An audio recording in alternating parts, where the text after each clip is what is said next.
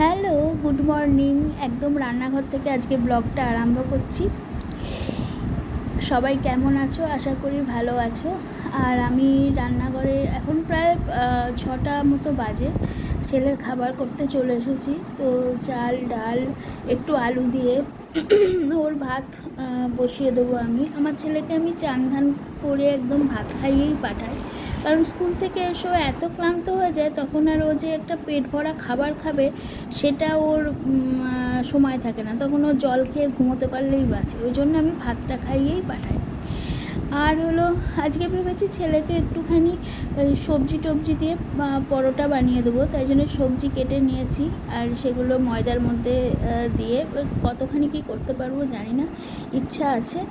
আর সেই তার সাথে একটু আলু ভাজা করব। আলু ভাজাটা দরকার ছিল না, যেহেতু অনেক সবজি টবজি দিয়েছি, কিন্তু মনে হলো একটু আলু ভাজাটা খেতে ভালোবাসে। কিন্তু আলু ভাজাটা কেটে আমি বসিয়েছিলাম, পিসি সেটাকে এক গাদা তেল দিয়ে এমন করে দিয়েছে। যাই হোক, ছেলে আজকে মানে সবজি পরোটাটা খেয়ে নিয়েছে, কিন্তু আলু ভাজাটা খায়নি। প্রচণ্ডই তেল ছিল, খায়নি, খুব ভালো করেছে। আর পরোটাটার ছবি আমি তুলতে পারিনি, কারণ তখন এত তাড়াতাড়ি পড়ে গেছে। আর আজকে ভেবেছিলাম কাজের লোক আসবে, কাজের লোক আসেনি। সে এক ধারে আমি বাসন মাজছি, পিসি বাসন মাজছে, সে মানে যাচ্ছে তাই অবস্থা। তো কাজের লোক নিয়েই কথা হচ্ছিল, মানে কি অবস্থা আমার চোখ মুখের দেখো, আর চুলেরও অবস্থা দেখো, কি করব। আর পিসিকে বলেছিলাম, পিসি পরোটাটা তো হয়ে গেছে, তাহলে তুমি একটু টিফিন বক্সে ভরে দাও, আমি অন্যান্য কাজগুলো সেরে রাখি। তো পিসি কী করেছে, ওই পরোটাটার মধ্যে, ওটা একদম আমি অল্প তেল দিয়ে পরোটাটা করেছি সেঁকে সেঁকে, সেই পরোটাটার মধ্যেই ওই তেল আলু ভাজাটা দিয়ে দিয়েছে। মানে কাউকে কোনো কাজ করতে দিয়ে কোনো শান্তি নেই, ওই জন্য আমার মানে মেজাজটা গেছে গরম হয়ে। তো কী করবো বলো, কেউ যদি ঠিকঠাক করে কাজ না করে, তখন সে ভালোভাবে না ভিডিও তোলা যায় না কোনো কিছু। তো এই নিয়েই কথাবার্তা চলছে আর কি। সকালবেলাটা আমার মেজাজ সত্যি এইরকমই থাকে, জানি না কবে ঠিকঠাক হবে, কারণ আমি রিল্যাক্সে থাকি একদম দুপুরবেলাটা, বিকেলবেলা, সব সময়, কিন্তু সকালবেলাটা আমার মেজাজটা একদম চড়াই থাকে।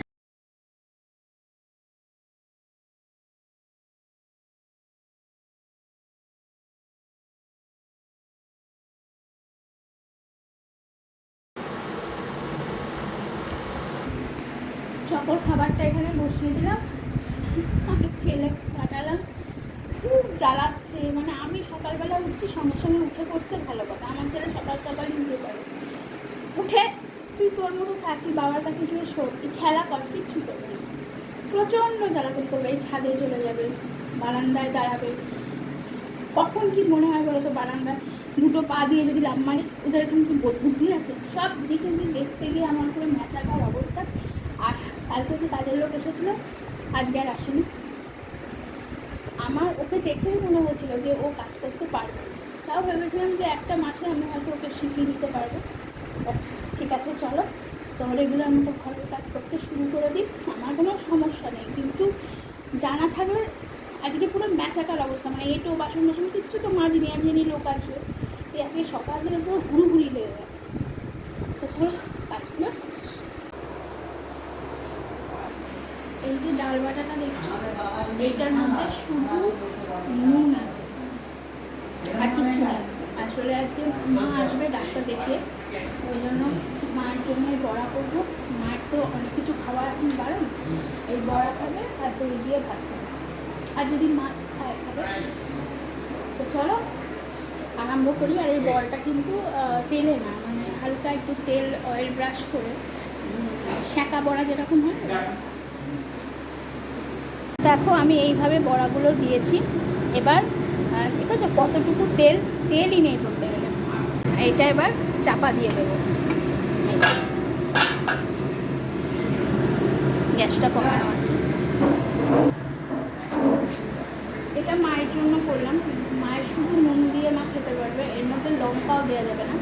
এবার বড়াগুলো ভাজি, একটু অল্প ছোটো ছোটো করে ভাজবো, সেগুলো করবো একটু পেঁয়াজ দেবো, একটু লঙ্কা দেবো। চলো উল্টে দেখি। ঠিকঠাক হয়েছে নাকি, উল্টানো যাবে না। একটু সাইডে সরিয়ে দিলাম।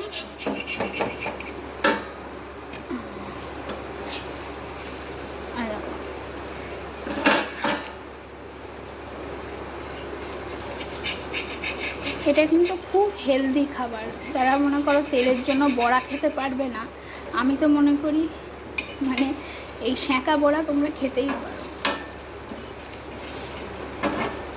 মানে ইভেন এখন আমি এরম বড়াই পছন্দ করছি। মাঝে মাঝেই নিজের খেতে ইচ্ছা করলে আমি এই বড়াটা করে তো আবার চাপা দিয়ে দেবো।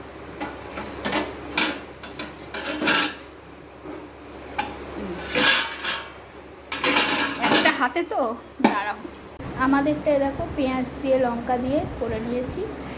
এবার ওইটা কি একটু টাইম লাগে এই বড়া হতে। চলো এবার তুলে দিই।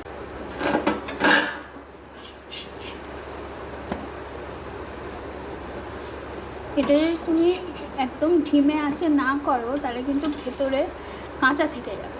ওই জন্য একটু ঢিমে আঁচে একটুখানি মানে এরকম, এগুলো একটু কাঁচা আছে এখনও সময় লাগবে। তার ততক্ষণে তোমাদের দেখিয়ে দিই আজকে কী কী রান্না করেছি।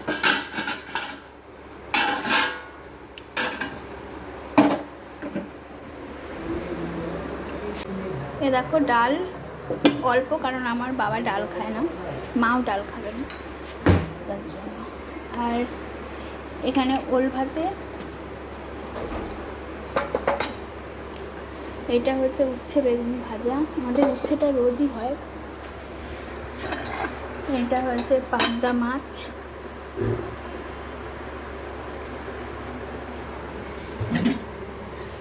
গরম গরম ভাত, এটা হচ্ছে পেঁপের তরকারি, আর আছে দই। এই বড়াগুলো করে আমি চান করতে যাব।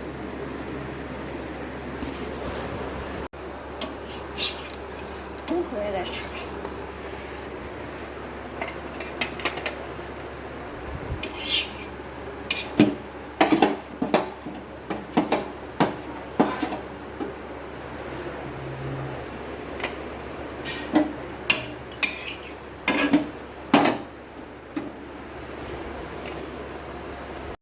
শ্বশুরমশাই যেহেতু আজকাল আমার হাজব্যান্ডের সাথেই সকালবেলা একেবারে ভাত খেয়ে নেয়, ওই জন্য বড়াটা ভাবছি করে রাখবো, রেখে মুড়ি দিয়ে দেবো। তো আমার বড়া করা কমপ্লিট, আমি ঝটপট স্নানে চলে যাই। চলো আমি রেডি, মারা আসুক। আর খুব দেরি হলে স্কুলে ফোন করে বলে দেবো যে ওকে একটুখানি রেখে দিতে, কারণ ওটা তো ডে কেয়ার স্কুল, বাচ্চাদের জন্য রেখে দেয়, ছোটো ছোটো বাচ্চারাও থাকে। তো আমি একটু পরে যাচ্ছি।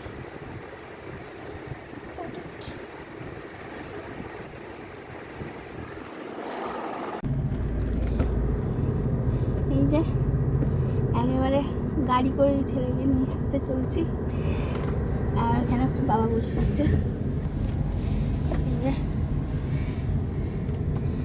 এক্ষুনি আমি স্কুলে ফোন করলাম যে আমার 5-7 মিনিট দেরি হবে, হয়তো ছেলেটাকে একটু রেখে দেবেন। তো চলো গিয়ে নিয়ে আসি।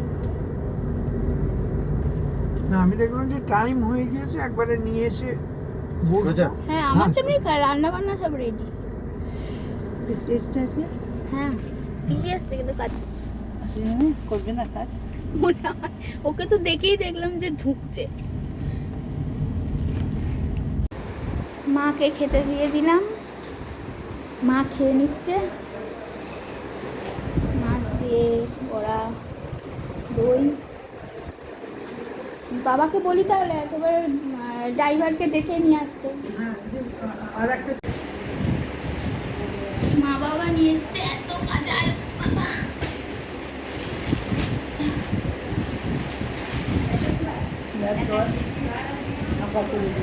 হ্যাঁ হ্যাঁ সে তো ঠিক করে রাখি, দই খুলতে হবে।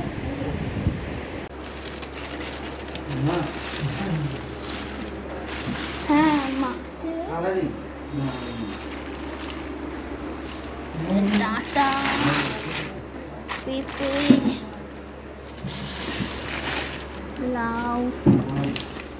মা এটা কি মিষ্টি? হ্যাঁ, তো কিন্তু মিষ্টি। ও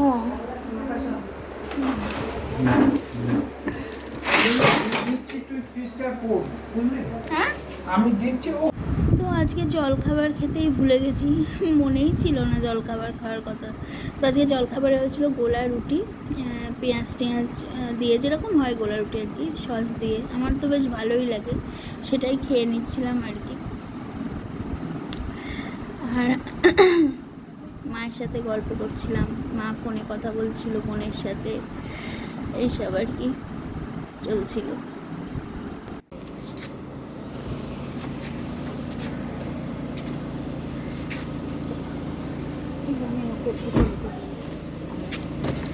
ও বালিশ নিয়ে এসেছিলে বাড়ি থেকে? হ্যাঁ, শুয়ে শুয়ে যা। তুমি বাড়ি যাচ্ছি তো। পিঙ্ক পিঙ্ক একটু নে, ওকে একটু ধর। চ চ চ। মা যাবে না তো? চলো চলো চলো।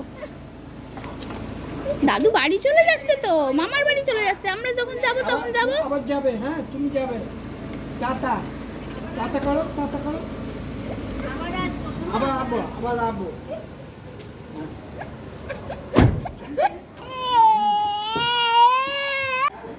যাই হোক, ছেলের কান্না থামিয়ে তাকে মুখে দুধ দিয়ে এই ঘুমোচ্ছে।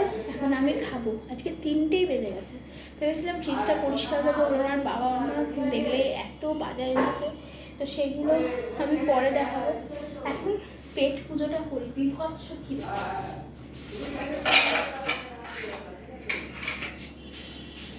উফ।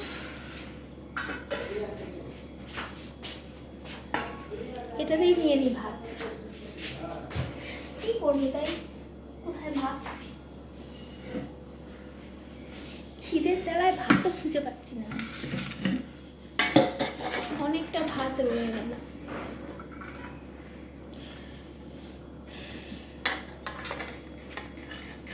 কত কাজ জানো, আবার বাসনগুলো মাজতে হবে। আগে খাই, তারপরে এসে বাসনগুলো মাজবো।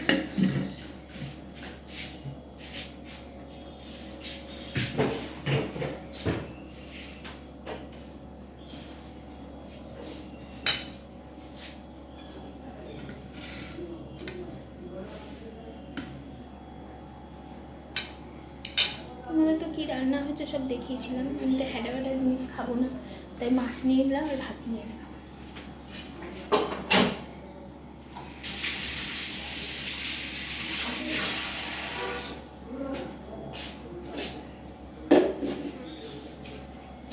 চকোটার কী হয়েছে? চকোটা একদম খাচ্ছে না, দেখি একদিন দেখি, তারপর ডাক্তারকে ফোন করবো। তো চলো খেয়ে নিই।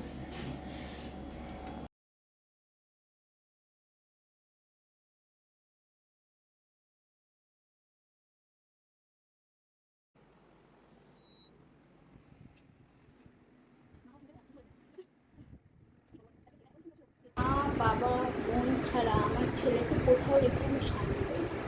আমার বোনের ছেলে দুটো খুব দুরন্ত, কীভাবে বাচ্চা ট্যাকেল করতে হয় আমার বোন জানে। আমার মা পারে, বাবা তো আরও ভালো পারে।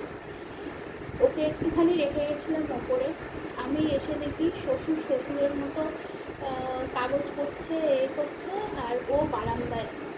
আমার ছেলে ওসব ছোটো বাচ্চা, ওদের কি এখনো মেন্টালি প্রিপেয়ার্ড হয়েছে? যদি মনে করে এই ওপরে বারান্দার ওইগুলো ধরে ঝুলি, কী সর্বনাশটা হবে বলো তো। আমি সঙ্গে সঙ্গে সমস্ত কাজ ফেলে আমি এসে বাচ্চাদের নিয়ে পড়ালাম, পড়িয়ে ও শুয়ে আছে, আমিও শুয়েছি, করে ও ঘুমিয়ে গেছে। এখন আমি বাকি কাজগুলো সারলাম, মানে মা বাবা যে সবজি টবজিগুলো নিয়ে এসেছিল সেগুলো বের করলাম, করে পুরো ফ্রিজ পরিষ্কার করলাম, বাসন মাজলাম, রান্নাঘর গোছালাম। আমি ঠিকই করে নিয়েছি। ওই রাত্রিবেলাটাই ও একটুখানি ঘুমায়, ঠিকঠাক করে ঘুমিয়ে পড়বে, তারপরেই আমি কাজ করেছি। তারপরেই এডিট করবো, তারপরেই পোস্ট করবো, কিচ্ছু করার নেই। এই যদি আমার বাবার কাছে থাকতো, আমার বাবা সবসময় ওকে চোখে চোখে রাখতো, কিছুতেই বারান্দায় যেতে দিত না, যেতে গেলেও চোখে চোখে রাখতো, চলো চলো করে ভেতরে। হয় যে পুরো আটকালাম খাঁচা ছাড়া হয়ে গেছে। ঠিক আছে, চলো আজকের ব্লগটা এখানেই শেষ করছি। আশা করি তোমাদের ভালো লাগবে। আর সবাই ভালো থেকো, সুস্থ থেকো, সাবধানে থেকো। আর আমার চ্যানেলটাকে যদি ভালো লাগে সাবস্ক্রাইব করো। চলো টাটা।